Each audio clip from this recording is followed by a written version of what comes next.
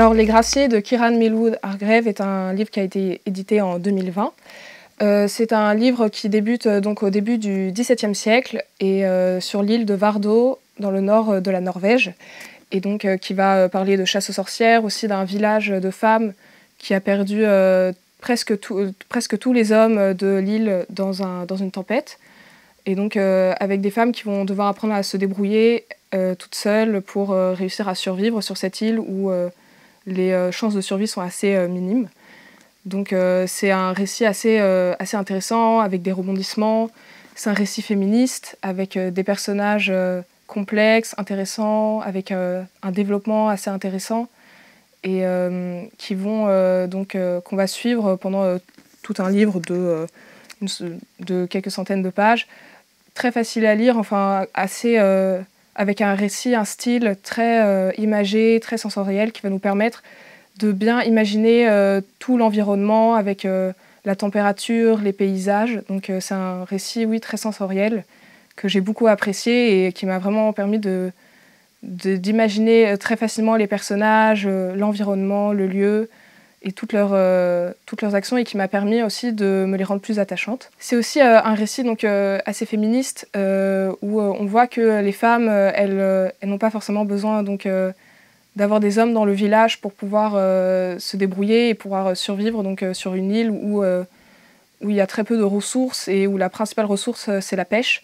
Et donc, il y a plusieurs femmes qui vont franchir des limites qui n'étaient pas possibles au départ pour les femmes. Donc ça va scandaliser plusieurs personnes du gouvernement norvégien, notamment le roi de Norvège et du Danemark, qui va envoyer un émissaire religieux écossais dans cette province de Vardø pour essayer pour supprimer, éliminer les personnes qui pratiquent encore les rites ancestraux, donc qui utilisent des amulettes et qui croient encore en des superstitions de cette époque.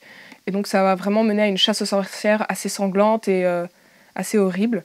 C'est donc un récit inspiré de faits réels, même si tous les personnages, certains personnages sont donc inspirés de personnages réels, mais les personnages sont inventés, même si l'autrice, elle s'est inspirée, donc elle a bâti son récit sur des événements qui ont vraiment eu lieu, une tempête qui a tué presque tous les hommes d'un village, les chasses aux sorcières qui ont été menées par beaucoup de religieux, donc en Norvège, mais pas seulement en Norvège.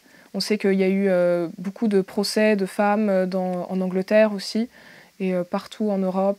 Il dépeint très bien les personnages féminins, je trouve. Par contre, parfois, les personnages masculins sont un peu caricaturaux, mais le récit reste quand même tout à fait attrayant et très bon à suivre. Donc j'ai beaucoup apprécié ce livre, et je me souviens que je l'avais lu très très rapidement, et que je l'avais dévoré et que je pouvais presque pas le lâcher de mes mains jusqu'à avoir fini la dernière page. C'est des histoires assez tragiques, mais assez passionnantes, et qu'on ne devrait pas oublier, et qui nous montrent que à l'époque, être une femme, c'était quand même assez compliqué, et pouvoir prendre son indépendance en main, c'était aussi quelque chose qui était parfois puni de mort.